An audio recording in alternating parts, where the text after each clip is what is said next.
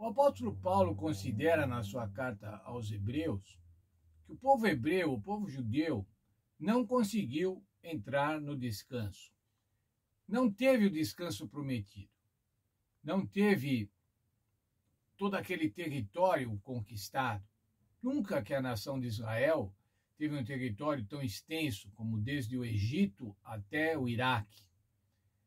Um pequeno território ali na Palestina foi o que o povo de Israel conseguiu ao longo da história, e ainda hoje.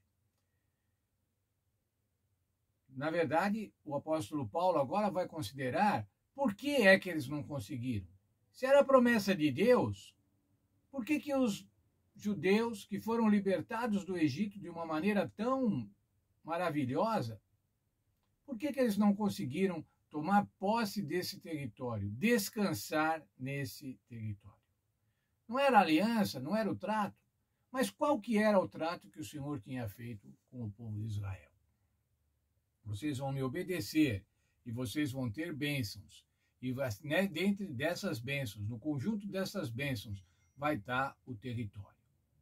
Mas veja o que o apóstolo Paulo escreveu lá em Hebreus, no capítulo 3, dos versos 12 até 19.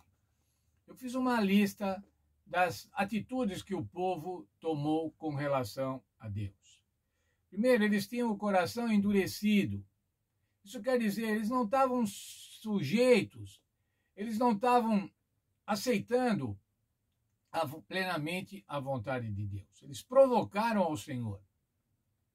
Eles eram ingratos, eles se rebelavam, eles pecavam, eles desobedeciam e, principalmente, irmãos, eles eram desleais, eles eram incrédulos. Eles não criam nas promessas. Apesar das promessas terem sido feitas e terem sido feitas de uma maneira tão maravilhosa, eles não criam nas promessas. Na verdade, eles não criam nas promessas. Estavam sempre duvidando das promessas de Deus. O evento que é colocado na lição da nossa escola sabatina é o evento de Cades Barneia, quando o povo chegou, saiu do Egito e chegou já às portas de Jerusalém, às portas da nova terra, às portas de Canaã. Estudamos isso bastante no trimestre passado, né? Lembram-se, mandaram seus espias, 12 espias, para ver a terra, para ver como era a terra. E os espias voltaram. E o que eles disseram? Olha, é verdade, a terra verdadeiramente emana leite e mel. Esse é o fruto da terra. Eles trouxeram o fruto da terra. A Bíblia diz que eles trouxeram um cacho de uvas que, numa vara, 2 homens traziam. Mas ainda trouxeram romãs e figos. Bem as frutas da época que estamos hoje, não é? Figos, romãs, uvas. Mas eles falaram também o seguinte, irmãos. Mas olha, o povo é poderoso e as cidades são fortificadas, são grandes e são fortificadas. Já viram a dificuldade? O povo é poderoso. Mas Caleb, irmãos, assim como Josué, e foi Caleb quem se manifestou agora, que fazia parte dos 12 espias, disse, subamos e tomamos a nossa herança. Qual foi a resposta dos outros espias, irmãos? Nós não podemos. Eles são muito fortes, muito mais fortes. Eles são de grande estatura, são gigantes.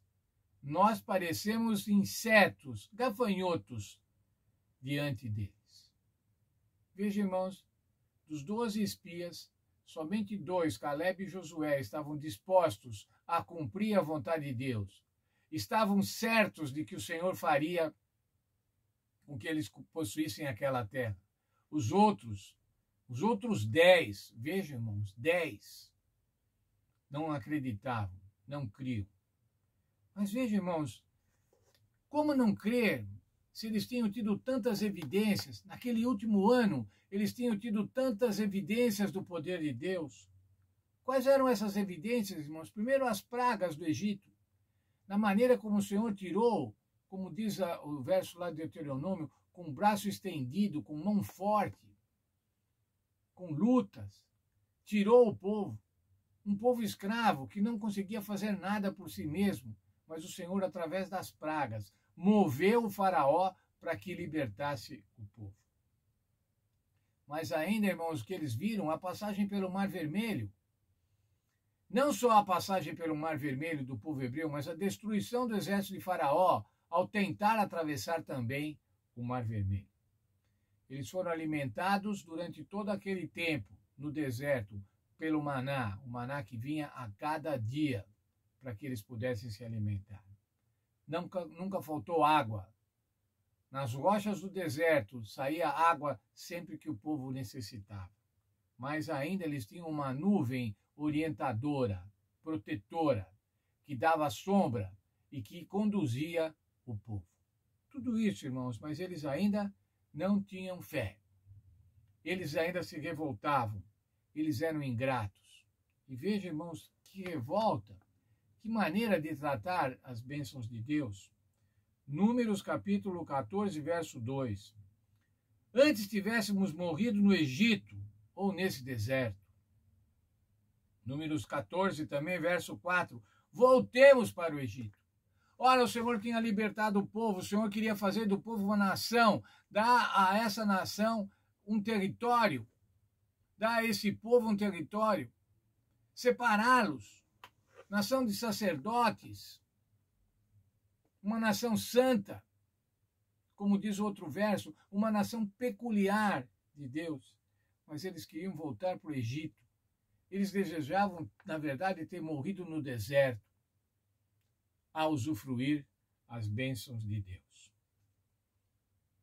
No livro de Hebreus, como o apóstolo Paulo estava escrevendo para aquele povo que necessitava de ânimo, que necessitava de esperança, de fé, Hebreus 10, 24.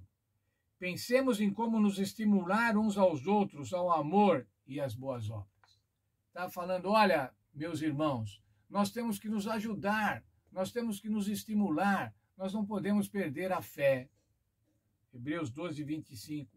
Para que ninguém se prive da graça de Deus, para que ninguém se abstenha da graça de Deus, para que ninguém falte a graça de Deus.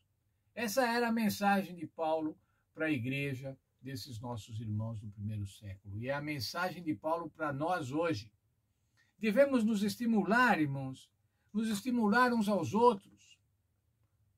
Enquanto irmãos, enquanto grupo, enquanto igreja, nós devemos nos estimular. Nós devemos fazer com que ninguém se prive da graça de Deus. Todos juntos, irmãos, nós somos fortes. E é isso que deve acontecer com cada crente. Nós não podemos ser crentes isolados, irmãos, separados da igreja. Nós devemos fazer parte do corpo da igreja. Nós devemos fazer parte do corpo de Cristo, que é a igreja. Essa é a mensagem, irmãos. Nós não podemos perder a fé, nós não podemos ter a nossa fé diminuída. E uma das maneiras de termos a nossa fé aumentada é estarmos juntos, nos exortando, nos ajudando. Que o Senhor faça com que nós tenhamos muito amor pela igreja, muito amor pelos nossos irmãos, muito amor pelas reuniões da igreja. E dessa forma, então, irmãos, alimentarmos a nossa fé, para que não caiamos no perigo da incredulidade. Deus abençoe a todos nós.